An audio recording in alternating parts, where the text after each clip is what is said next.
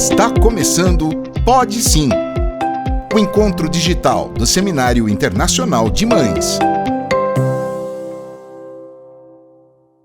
Olá, este é mais um episódio do Pode Sim, uma extensão digital do Seminário de Mães, o maior evento de maternidade do país, que está celebrando 10 anos. Esse ano a gente vai para a 10ª edição. Agora, daqui a pouco, dia 4 de maio, a gente espera vocês lá. Eu sou Ivana Moreira, sou uma das organizadoras do evento, e esse evento, essa série especial de podcasts é um oferecimento de Pompom, Ninho e Materna. Muito obrigada aos nossos apoiadores que permitem esse bate-papo super gostoso. Hoje o tema é maternidade e rede de apoio. E essa conversa vai acontecer com duas amigas muito especiais, pessoas muito parceiras do Seminário de Mães, com quem a gente já conversou muito sobre esse tema. Eu estou aqui com Jaqueline Vilela, fundadora da Parent Brasil, uma escola de formação de educadores parentais, e com a doutora pediatra Marcela Noronha, que é também educadora parental, duas escritoras que falam muito sobre isso e estão aí ajudando as mães. Então, fica ligado porque a gente vai aprender muito e falar muito sobre ter rede de apoio, porque pode sim, pode não, deve sim ter rede de apoio, não é, gente? Queria pedir primeiro, vou dar a voz aqui primeiro para a Jaqueline para contar como é que a maternidade aconteceu na sua vida. Quem te tornou mãe? Bom, na verdade, quem me tornou mãe foi um anjinho, né? Eu tive um aborto, meu primeiro filho foi fruto de um aborto. E ele a minha filha, na verdade, todas as vezes que eu falava, é sua filha, né? Só tem ela, eu falava assim. Aí ela me cutucava e falava assim, não, mãe, tem o meu irmão também. Então, quem me tornou mãe não tá aqui. Mas hoje eu sou mãe, as pessoas falam, né, que é aquele bebê arco-íris, que é da Bianca, que hoje tem 15 anos. E ela que me ensinou, me ensina todos os dias essa função materna, que é tão gratificante e tão desafiadora ao mesmo tempo. Nossa. E você, doutora Marcela, como é que é a maternidade na sua vida? Nossa, eu sempre quis ser mãe. Se alguém me perguntasse quando eu era pequena, o que você quer ser? Eu quero ser mãe e médica. Então tá realizada. Tá realizada. Check, check. E, então eu sou mãe do Lucas, que hoje tem 11 anos, e da Isabela, que hoje tem 5 anos. E vivo nessa missão de encontrar uma rede de apoio. Acho que toda mãe necessita, deve ter. A gente não consegue, né, ir pra frente sem a rede de apoio, uns com mais, outros com menos, sim, mas sem rede de apoio é impossível a gente seguir em frente, né? Construir esse caminho, né? Nesse caminho desafiador que é educar. Eu falo que assim, para fazer viver é fácil, né? Dá uma comidinha, põe pra dormir, mas educar, aí o trabalho é muito maior. A gente tava brincando aqui nos bastidores antes de começar a gravar, cada uma checando a sua rede de apoio para saber quem tava lá monitorando as crias, porque é isso, a gente precisa disso. E eu queria começar por isso, já que assim, a gente fala muito de rede de apoio, mas afinal, o que é rede de apoio? Gente, assim, olha, rede de apoio é aquele conjunto de pessoas que a gente tem para nos amparar quando a gente precisa, né? E aí eu vou até mais longe, na verdade, porque ao longo dos anos, esse conceito de rede de apoio, ele mudou muito. Por quê? Porque antes a gente tinha muito a família como rede de apoio, né? Existe aquela frase que é preciso uma comunidade inteira para educar um filho, mas nos dias de hoje está sendo muito desafiador isso. Por quê? Porque as nossas famílias, elas estão mais longe. Cada vez menores. E até os nossos pais, eles estão mais ativos. Antes tinha aquele conceito de que o avô e a avó cuida do netinho. Hoje não, hoje eles querem viajar, querem fazer outras coisas, alguns estão optando inclusive por não cuidar efetivamente. Então, a gente está repensando nessa rede de apoio, mas o que eu particularmente percebi na minha jornada como educadora parental? Que rede de apoio não precisa ser só isso, porque muitas pessoas não conseguem mesmo ter uma rede de apoio tão próxima. Então a rede de apoio são os pediatras, a rede de apoio são os educadores parentais, que podem também fazer esse papel de ajudar no educar, sabe? E uma coisa, Ivana, que eu percebo cada vez mais, rede de apoio não é só do cuidar, às vezes é de escuta.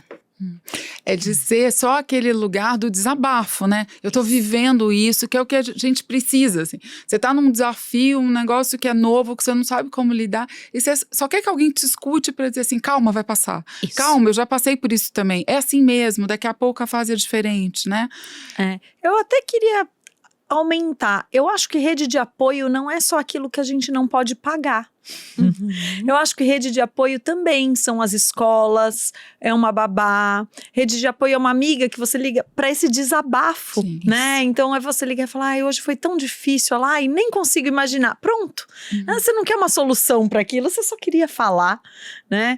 E a rede de apoio também pode ser, eu acho que hoje com a tecnologia ela tá a nosso favor para ajudar nessa rede de apoio e trazer mais segurança. Tecnologia a gente sempre tem que ter um cuidado, Sim. né? Porque é o slackline do equilibrista, pra gente não pender nem para um lado nem para o outro, né? Não, eu particularmente não acredito que uma criança pequena deva ter um celular, mas eventualmente uma criança maior, você tem esse celular que você consegue se comunicar. Então se aquela criança tem, ou aquele adolescente, vamos falar adolescente, porque eu gostaria que no mundo improvável e perfeitos, apenas adolescentes, se precisassem, teriam celulares. Mas aquele adolescente que você pode se comunicar, Sim. que você pode saber, e aí, olha, eu tô com uma dúvida, não consegui fazer isso, então aquilo te dá segurança. Então, todas essas coisas fazem parte de uma rede de apoio. E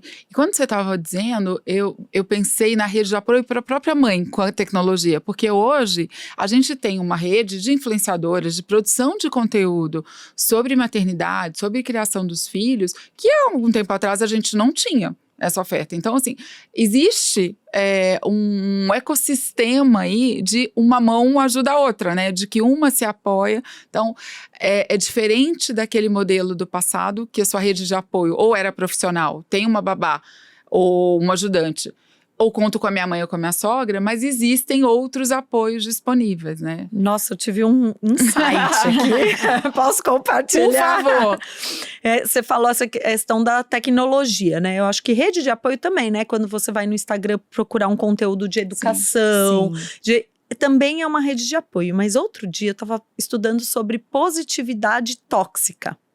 Olha que interessante. E eu fiquei pensando em quanto isso influencia na nossa educação dos nossos filhos, né? Porque aí eu preciso ter uma rede de apoio perfeita, porque aí eu preciso ficar determinado tempo com a tecnologia, porque aí minha casa tem que estar perfeita, porque aí eu não posso gritar, porque aí eu não posso me desesperar, porque aí meus filhos não podem estar aquele catarrentinho, né? Aquela criança pequena que começa a frequentar a escola. Uma super idealização. Exato, eu achava. Da família perfeita. Meu filho nunca vai ter aquele nariz verde. E aquela pirraça no shopping? Não, pirraça no shopping, não, meus filhos.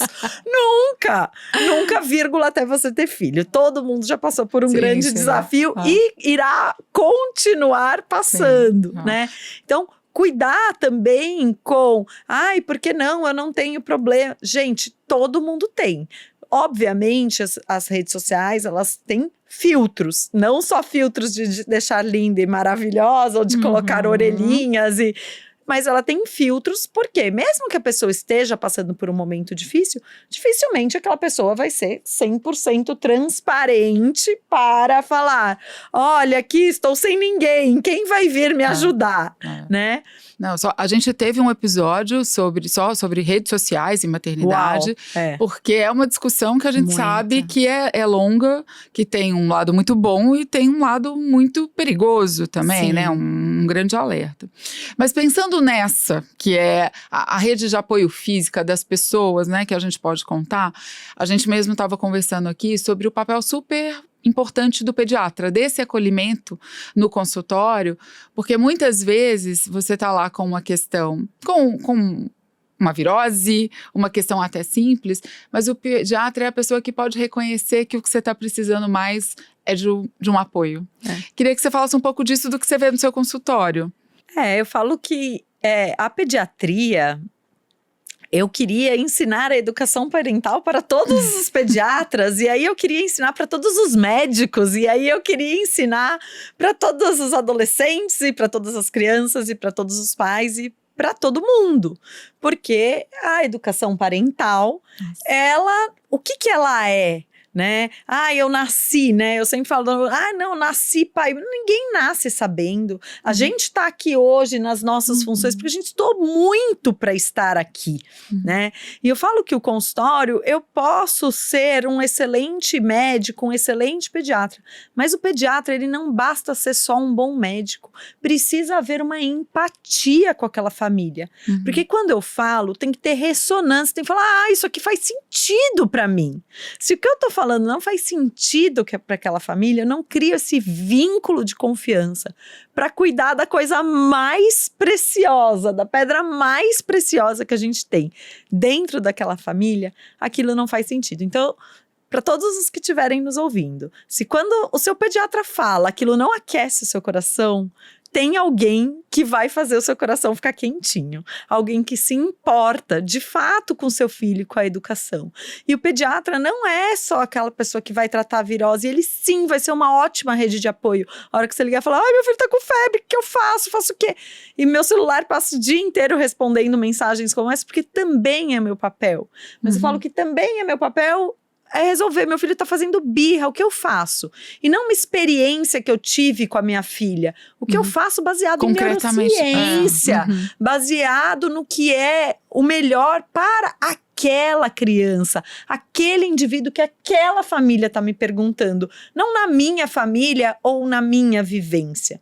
Então, eu acho que quando a gente faz essas coisas de forma embasada, a gente dá essa segurança que a família precisa para a gente conseguir criar aquele indivíduo para o mundo, para tornar aquela criança um adulto competente, um adulto que consiga lidar com as suas ansiedades, com as suas frustrações, né? Que sabe que vão ter momentos mais felizes e menos felizes e tá tudo bem. Não, só que interessante isso, né? Eu tive uma experiência, assim, com pediatra e eu acho que é muito legal falar, porque eu senti nesse momento que ele foi a minha rede de apoio. Minha filha tinha refluxo, nasceu e eu, por 2 meses, eu não dormia e eu não sabia o que era. E é muito interessante porque eu fui estudar, fui ver por que ela tá assim. E quando eu cheguei no pediatra e falei, olha, eu acho que é isso, ele disse, mãe, se você acha que é isso, vamos investigar. E aquilo me deu um calorzinho, porque às vezes a gente escuta muito dessa resistência de muitos médicos de aceitar a opinião da mãe e do pai, e eu me senti acolhida.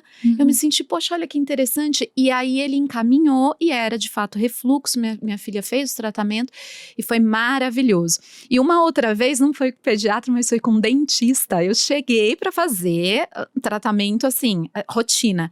Quando eu deitei na cadeira do dentista, ele viu que eu aqui dentro, né, tava todo apertadinho assim, aí ele pegou na minha mão e falou assim, o que você está passando? E eu chorei meia hora na cadeira do dentista.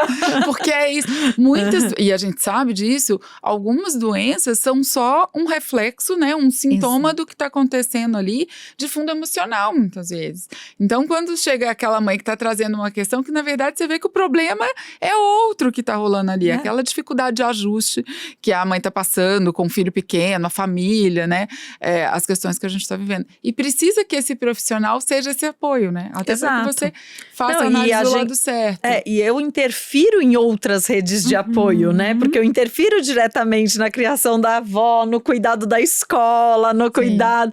Então, assim, muitas vezes o pediatra acaba sendo até um mediador de rede de apoio, né? Ou um indicador de, olha, agora tá na hora da gente entrar na escola, ou nesse caso, acho que é melhor a gente pensar, então, numa babá, ou tem uma avó, tem que lembrar que uma criança que entra na escola, ela vai ficar doente. Quando estiver doente, quem vai cuidar? Né? Você tem condição de fazer um home office? Hoje, graças a Deus, tem um home office. Isso ajudou a flexibilizar muito. Mas isso não necessariamente é a resolução dos problemas. Porque eu falo que quem está em casa trabalhando, não está cuidando do filho. A gente não faz 2 coisas ao mesmo tempo, né? Ou você faz um, ou você faz outro. Porque a criança pede atenção, ela quer que você faça as coisas. Então, você precisa de um adulto responsável para te ajudar naquilo. Que seja um dia, né, que você vai fazer. Mas você tem que saber que naquele dia que você está fazendo 2 coisas ao mesmo tempo, você não vai estar fazendo nem 100% do seu trabalho, nem 100% o seu papel de mãe e pai. Você vai estar fazendo o que dá. Verdade. Queria chamar uma outra convidada agora para uma participação em vídeo, a educadora parental Magda Gomes Dias, de Portugal, que gravou uma participação para a gente para dar um pitaco aí nessa importância da rede de apoio.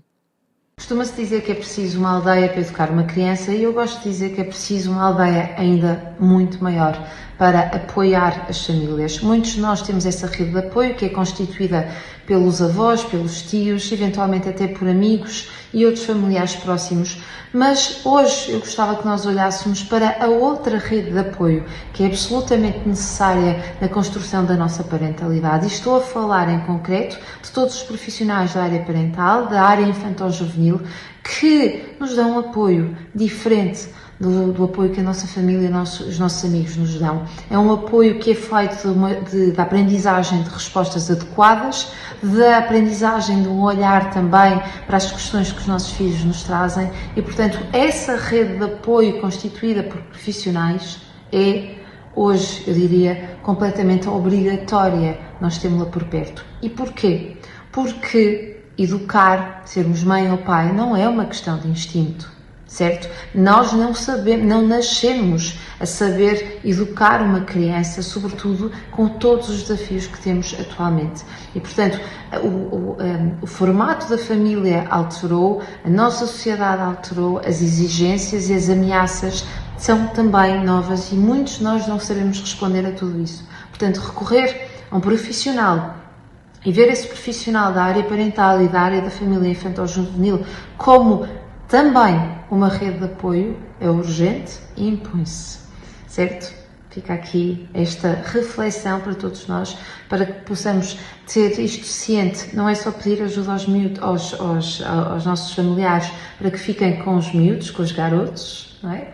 com as crianças, mas também é preciso termos esta capacidade de pedir apoio, de criarmos esta rede de profissionais em quem nós confiamos e acompanhamos para podermos exercer uma parentalidade que nos vai trazer maior satisfação e maior autorrealização também. É exatamente o que a gente estava falando aqui, né, gente? O tanto que redes de apoio hoje tem um entendimento mais amplo, que não é só estar ali à disposição das crianças, como os avós, a família teve, mas esse preparo para a gente lidar com uma coisa que não é instintiva só, como a gente falava, como se educar os filhos viesse automaticamente, sai da maternidade e cai magicamente todas as habilidades para educar aquela criança. Muito obrigada para a Magda, que já foi nossa palestrante no seminário, vai estar aí com a gente de novo nessa edição, numa participação especial. E queria que a gente falasse então de como isso foi possível e celebrasse, porque na primeira edição do Seminário de Mães, eu nem sabia o que era educador parental.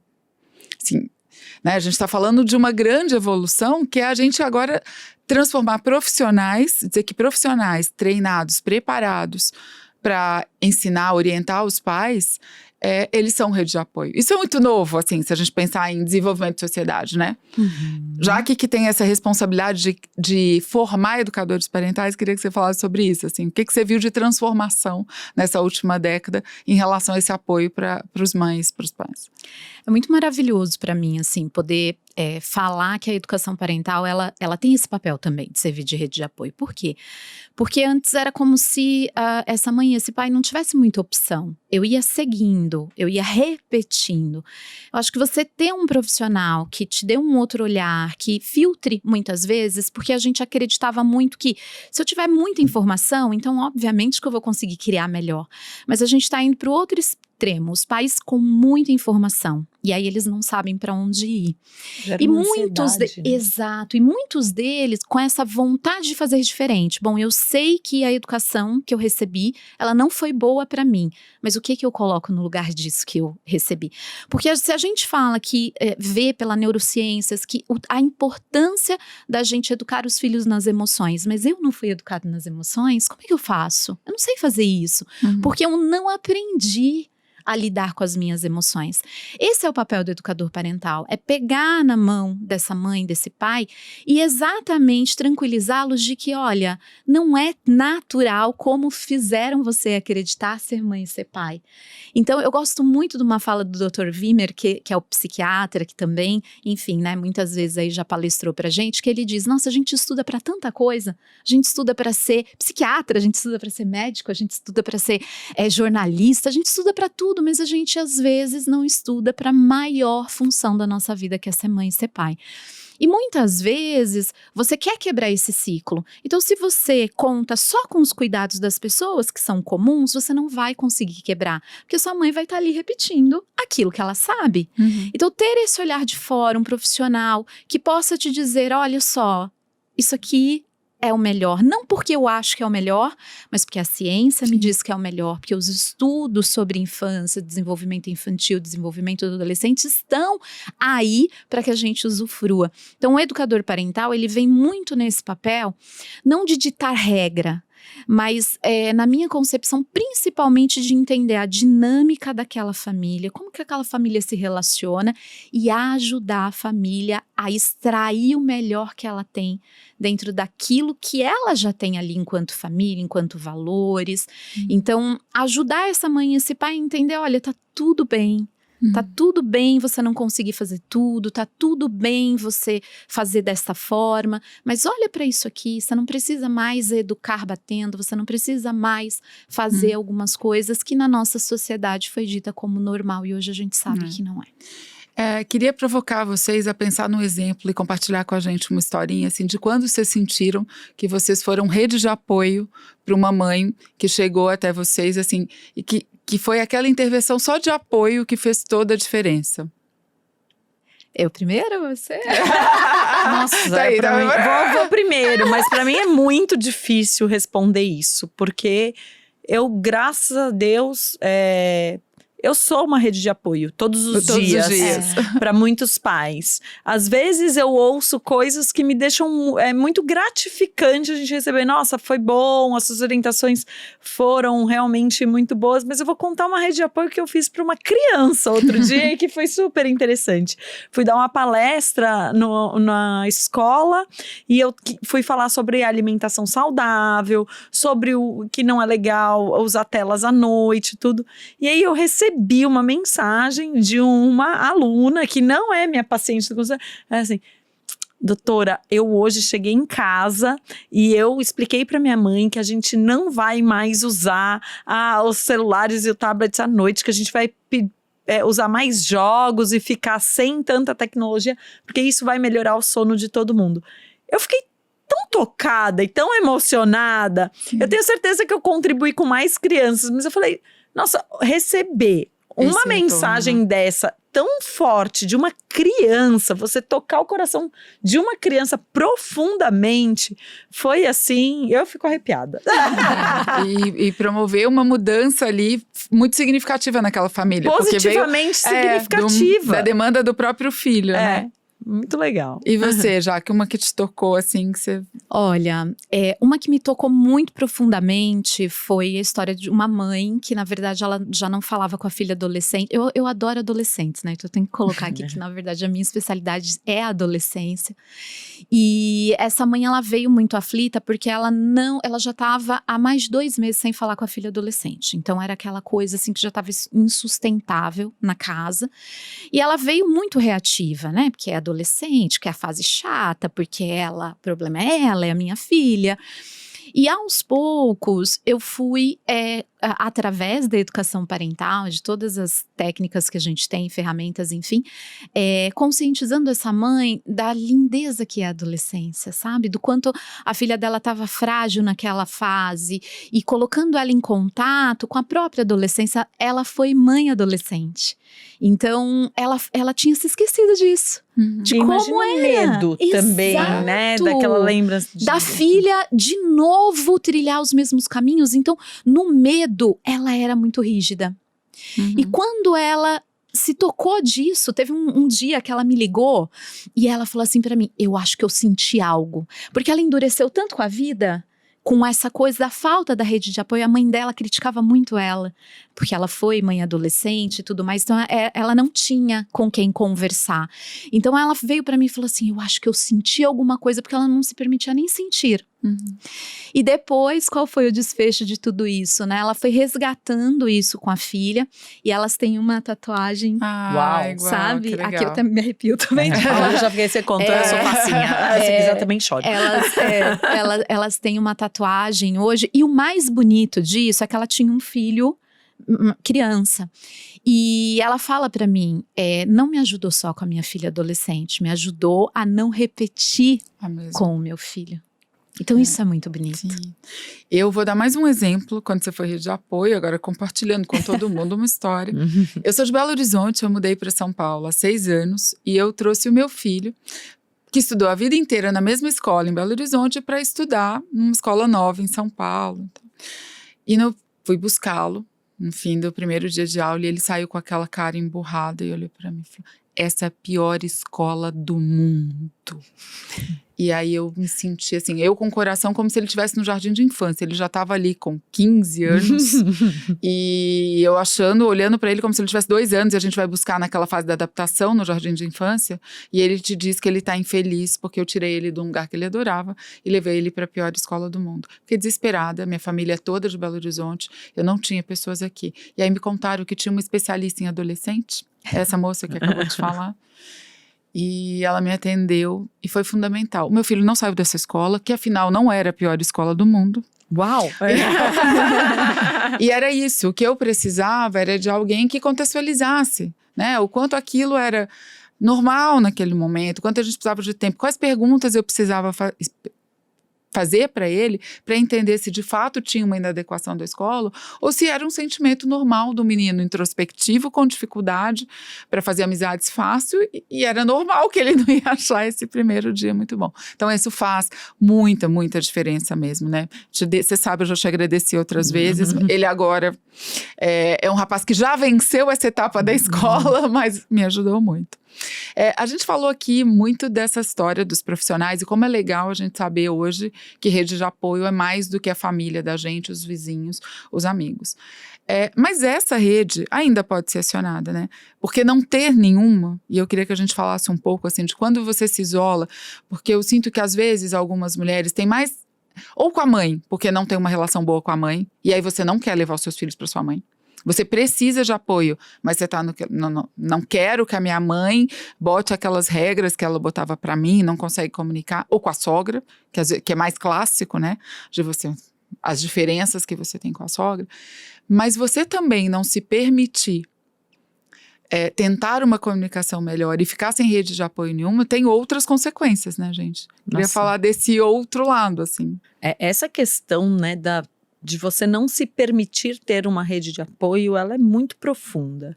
Eu acho que ela começa assim, de quando a gente chega na maternidade, que a gente acha que tem que dar conta daquele bebê, que bebê só come e dorme, não é assim? Até você ter um no braço.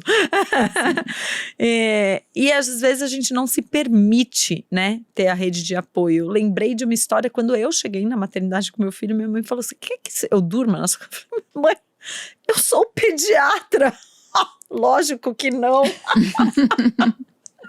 Aí, né, quando a gente cospe pra cima, eu falo, cai no olho aberto depois. Aquela criança chorou a noite inteira, porque eu absolutamente, sim, eu sou pediatra, eu não era mãe, e eu estava descobrindo todo este caminho, todo esse trilhar. Eu esperei o relógio virar às 6 da manhã, e quando o relógio fez 6 da manhã, eu liguei pra minha mãe, porque eu achava que tava dia, e falei, vem pra cá agora, eu não dou conta disso. Mas uma história aí anedótica, real, mas pra gente dar um pouco de risada e levar né, ter essa leveza, mas pra gente entender que a gente precisa da rede de apoio, a gente não dá conta sozinho, e quantas vezes a gente não se permite ligar pra alguém e pedir ajuda, né? Eu já liguei uma vez no grupo da escola e falei assim, eu não tenho quem pegue a minha filha na escola, alguém consegue me ajudar? Lógico, era um grupo onde eu conhecia as mães, claro, né? Mas assim, me permitir fazer aquilo me custou ruim. Só quem é mãe sabe que você jogar e pensar no que vão dizer, no que vão pensar. Vão saber que eu não tô dando conta, Vão saber que eu não tô dando conta, Aham. né? Mas às vezes a gente precisa, e a gente precisa. E às vezes a gente tem redes de apoio que a gente nem sabe que tem. Por exemplo, esse grupo da escola, eu fui prontamente acolhida. Foi ótimo, deu tudo certo. Então, às vezes, assim, a empregada da amiga que pode naquele dia ficar, e é uma pessoa de confiança. Lógico, segurança sempre em primeiro lugar. Eu já liguei na escola e falei assim, eu não tenho como, o meu marido viaja muito, então às vezes eu fico sozinha e tem dias que são dele e aí eu não tenho como levar ela pode ficar hoje no integral, eu pago pelo hoje, mas eu sei que eu vou desestruturar a escola pedindo uma coisa que não é da Que tá rotina fora do deles. padrão ali, né? E eles me ajudaram. Então, assim, é isso. É a gente procurar também, né? Ativamente essa rede de apoio. Porque às vezes a gente fala assim, mas eu não tenho ninguém, eu não tenho mãe, eu não tenho... Mas então... Será que não tem ninguém mesmo? Será Se que você eu não tenho? Não tá... Ou a gente que não tá se permitindo? A gente precisa se permitir. E se a gente tem muita dificuldade, naquele momento que eu falo que é mais tranquilo, pega o bloco de notas do celular e fala assim, se acontecer, pra quem eu posso? Naquele momento de desespero, que eu falo que o cérebro desliga e você não consegue pensar numa solução, você abre e fala assim, rede de apoio, eu tenho uma rede de apoio anotado lá no bloco de notas. Então, eu acho que aqui pode ser uma opção, né? E talvez achar, e aos poucos, tendo essa consciência de que a gente precisa de uma rede de apoio, construir essa rede de apoio. Porque do mesmo jeito que a gente não nasceu pai e mãe, a gente não vai ter uma rede de apoio porque a gente quer que ela caia na nossa cabeça. Ela não vai cair na nossa cabeça. A gente tem que construir essa rede de apoio, né? Sim. E uma das coisas que estava me vindo na cabeça aqui, que talvez a gente acione algumas redes de apoio, essas clássicas, mãe, a sogra, porque você pensa aquela coisa de, nossa, mas na casa da minha mãe ela dá doce, não vou mandar pra lá porque ela não respeita tal coisa, lá eles não dormem na hora que eu falo, a minha sogra não... Mas tudo bem se um dia não for assim, né, gente? Porque eu acho tudo bem se um dia não for assim. É um problema se sempre não for assim, se é a sogra ou a avó que cuida, mas na casa então come doce todo dia, né? Não tem rotina, aí pode ser um problema. O que eu falo nesses casos é como que a gente comunica isso de uma forma gentil e respeitosa. Respeitosa com a situação e que a gente precisa e com a pessoa. Então, às vezes eu falo assim, mãe, pai, cara, eu sei que vocês deram doce pra mim quando era criança, que eu tô aqui, linda, maravilhosa, incrível, com a pele boa, e que vocês fizeram, e vocês deram a criação pra mim que vocês escolheram, e eu gostaria de escolher, de ter o mesmo privilégio que você teve, de escolher a educação do seu filho, eu quero ter esse privilégio de escolher. Nesse momento, eu acredito que o melhor pra eles não seja comer doce. Eu sei que você quer dar um doce. Olha, eles adoram banana. E se a gente fizer uma banana amassada, adoçada com mel, isso pode ser uma coisa que eles amam. E aí a gente deixa a banana amassadinha com mel para casa, para ser o seu momento especial com as crianças. Tenta chegar num consenso. Nem sempre essa relação é fácil. Porque a gente tem amargores, porque a gente tem ressentimento. Exato. Porque a gente não fala essa frase do jeito que eu falei, com esse tom de voz. Eu tava escutando a Marcela falando e pensando nisso. Assim. Imagina, será que alguma vez eu já comuniquei com a minha mãe desse jeito? Não, esse é o mundo ideal, né? Das idealizações.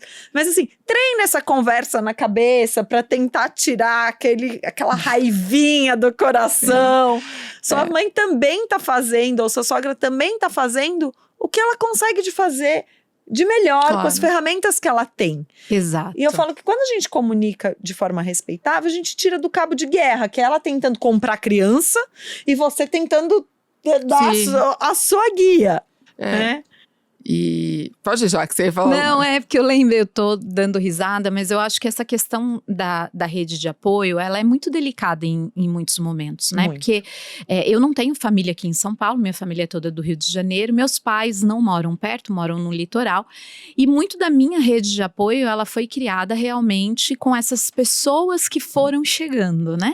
Então, vizinhos, muitas vezes, olha, dá lá uma olhadinha, vou atrasar, amigos, pega minha filha na escola e outro dia, ó, uma mão lava a outra, eu pego a sua também. Então, foi muito nesse sentido mesmo de eu ter que encontrar a minha melhor rede de apoio.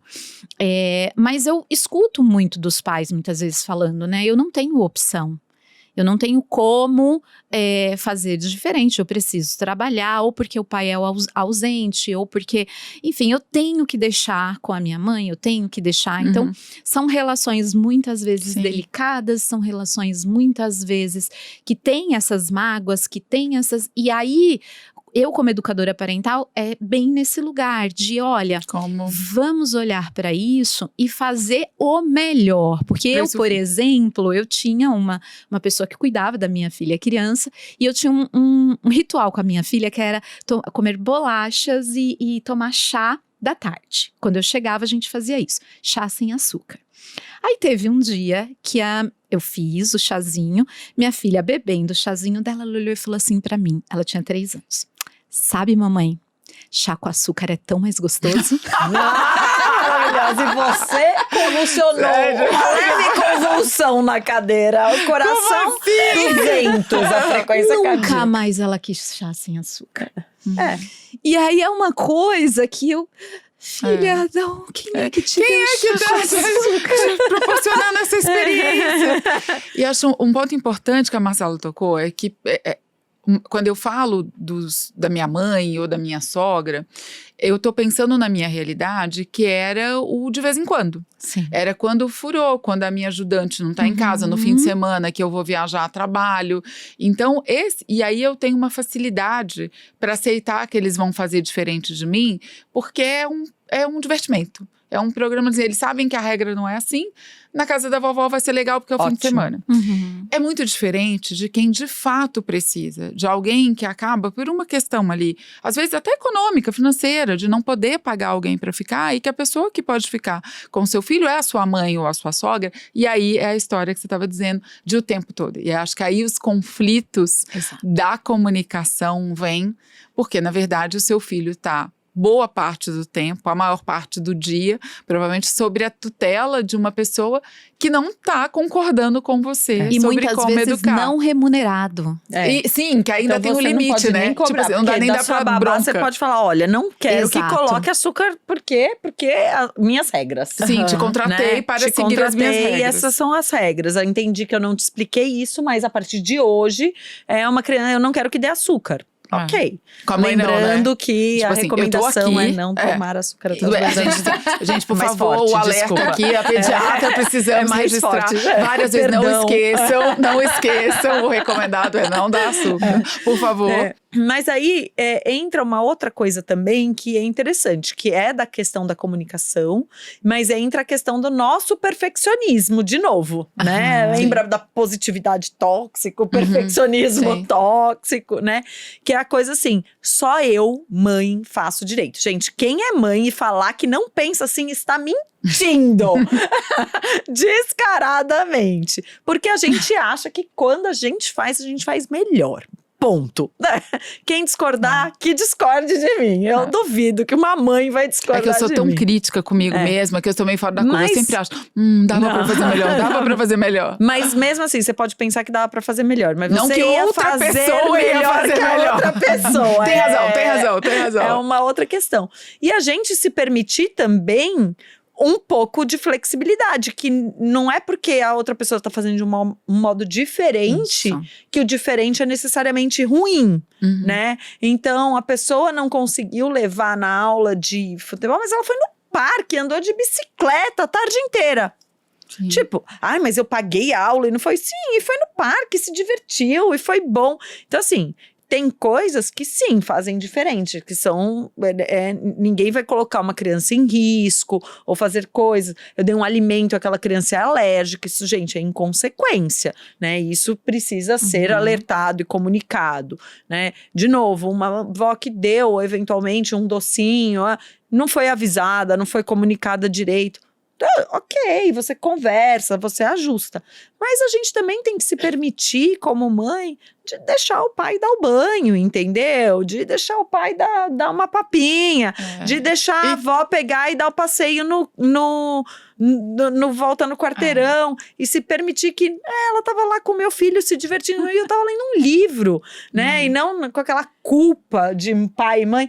Nossa, eu nem estou com meu filho e eu nem estou fazendo nada produtivo, eu não estou trabalhando, eu estou escolhendo assistir um filme ou fazer a minha unha. Que pai, que mãe horrível que eu sou. Então, se permitir mais também, que outras pessoas podem cuidar com qualidade e que a gente também pode ter um tempo E do de jeito qualidade. delas, né? Porque eu acho que isso que é o importante. Assim, eu lembro uma vez que eu tava viajando e meu marido tava no cuidado e ele me mandou uma foto e minha filha estava de pijama no shopping. Aí eu falei, Como assim? Você levou ela de pijama? E ele me respondeu, isso é um pijama? Jura? Só peguei da gaveta e ela, mas aí, o que eu vi, ela tava pulando, ela tava no pula-pula e ela tava feliz. Tava super feliz. E como ele, provavelmente Qual é o várias problema, outras né? pessoas nem perceberam que era um pijama. Exato.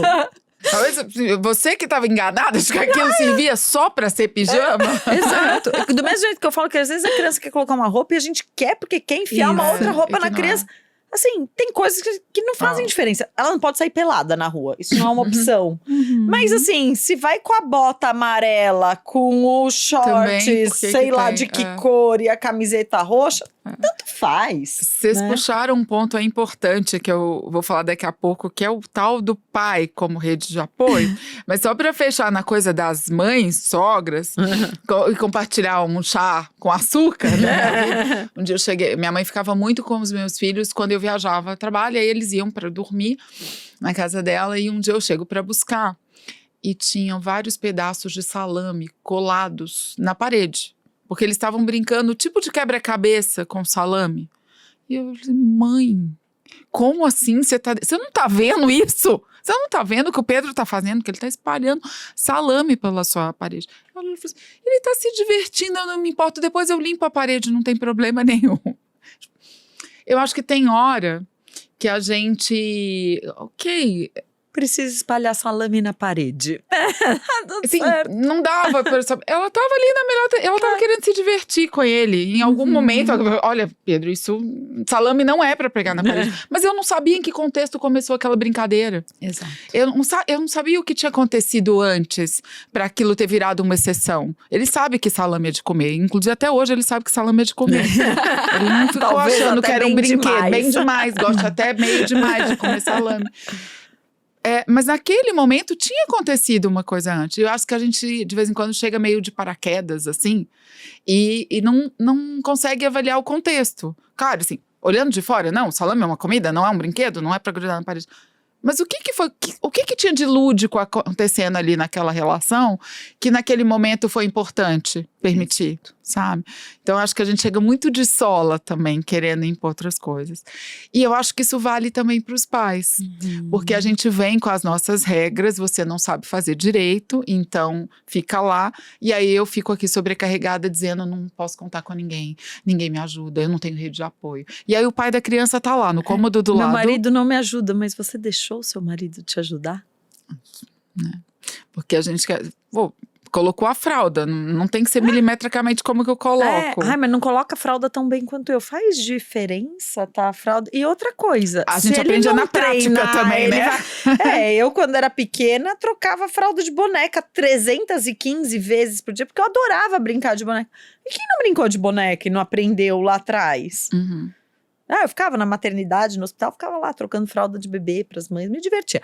Mas porque eu gosto disso, eu sempre gostei disso. Agora, um pai que está se nascendo como pai, se descobrindo como pai, se ele não tiver a oportunidade de trocar fralda, de repente levantar e trazer aquele bebê para amamentar para a mãe, ele não pode amamentar, mas ele pode trazer aquele bebê, ele pode ficar com o bebê depois para rotar, para aquela mãe descansar. Pra você voltar a dormir, descansar. Ele pode ser o responsável pelo banho, porque é uma hora só dele. O quanto esse pai também não se sente jogado de lado nessa relação mãe e filho e não poder acompanhar. Eu não tenho dúvida que, assim, né, vamos falar genericamente hoje, e cada vez mais os homens vêm participando mais. Mas se a gente pegar num todo, nós vivemos numa sociedade machista, preconceituosa. Que o cuidado ainda é uma tarefa muito racista, feminina, né? Onde o cuidado é uma tarefa muito feminina. Então, mesmo esses homens que querem e que fazem, muitos e muitos deles tem essa dificuldade de entrar, de assumir a total responsabilidade. Eu falo, meu marido me ajuda horrores, e o que eu pedir para ele, ele vai fazer. Mas assim, quem viu qual foi a nota, qual que foi a agenda, sou eu. É porque ele não quer, porque ele é uma má pessoa? Não, até que ponto a gente permite, ou a gente fala, olha, essa vai ser uma responsabilidade que é sua. Mas a gente não tem que pedir. Nesse começo a gente tem que pedir sim. Porque eles não foram educados nessa cultura, eles estão também aprendendo a transitar por essa cultura. Então, rede de apoio é sobre construir, maternidade é sobre construir, e paternidade também é sobre construir. Se a gente quer que eles participem, a gente precisa trazer eles para perto. Eu falo sempre desse papel que nós mulheres temos na transformação, porque essa cultura que existe também foi construída com a nossa ajuda, com a ajuda das nossas mães, das nossas avós. Tenho certeza que vocês também devem ter vivido coisas parecidas ou conhecem amigas. Sabe que os irmãos eram tratados diferentes? Eu lavava as vasilhas, os meus irmãos carregavam as malas, que já era um jeito desse mundo que tem papel de mulher e papel de homem. Cabe a gente transformando nessa geração e mudando com os filhos da gente.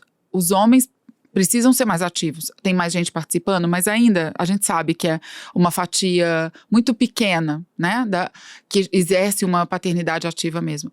Mas nós somos 50% da população e mães da outra 50%, né, dos outros 50%. Então, parece que a gente tem uma responsabilidade grande nessa mudança, quando a gente conta com eles como rede de apoio de verdade. Exato. E esse deixar também, né? Porque é difícil até para quem está disposto. Meu marido sempre esteve disposto. Então, como minha filha teve refluxo, era ele que ficava, porque ela precisava ficar 20 minutos aqui levantadinha depois. E ele ficava para eu dormir, porque eu trabalhava, ele trabalhava. Então, assim, ele ficava. Mas era diferente, porque não tinha a prática, essa autonomia ele foi construindo aos poucos. O primeiro banho que ele deu, ele quase afogou nossa filha, porque ele virou e eu entrei no banheiro e a carinha dela tava lá na água. Mas as costas estavam limpinhas, E eu falei, e ele é traumatizado até hoje, ele falou, meu Deus, eu quase matei a nossa filha no primeiro banho que eu dei. Mas eu podia ter recuado e falado, você não sabe. Eu falei, vamos lá, né, a gente tá aprendendo, então troca a fralda. E olhar também as competências. Meu marido, ele é muito mais corajoso do que eu no sentido de explorar. Eu sou medrosa, então, parquinho, vai você. Eu não dou conta de ver minha filha subindo. No trepa-trepa, com medo de cair. E hoje a minha filha é super desbravadora e eu atribuo muito ao meu marido, porque eu já sou a medrosa da história que fico ali cercando. Então eu falava, eu não quero olhar, você desce com ela, deixa ela lá explorar, porque você faz isso melhor do que eu. Olhar muitas vezes pra isso, não vai sair do mesmo jeito. Eu tenho várias histórias do meu marido, assim, saindo com a minha filha, que eu queria me enfiar debaixo da mesa, porque eu falava, eu vou ser julgada. O pijama foi uma boa performance. Né, com um maiozinho de natação, eram umas coisas assim, mas eu falava, ok, ele tá fazendo o melhor dele, e é isso, é o momento dele de ser pai, deixa ele lá. né? E claro que é uma construção e a gente sabe que eu me sinto privilegiada por isso, por ter o meu marido ali muito próximo à educação da minha filha. Nem todas as pessoas têm o pai como rede de apoio, mas quando a gente tem é dar essa autonomia mesmo de falar, ok, faz do seu jeito, e quando não tá assim, né, muito em a gente concordando, vamos sentar e vamos conversar, né, sobre isso.